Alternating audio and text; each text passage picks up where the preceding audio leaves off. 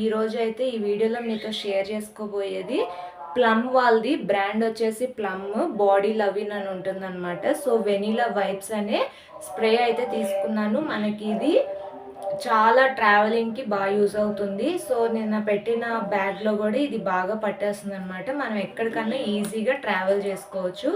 So ఇది ఎలా ఉందో ఇప్పుడు చూద్దాం. సో మనకి ప్యాకింగ్ అయితే చాలా బాగుంది.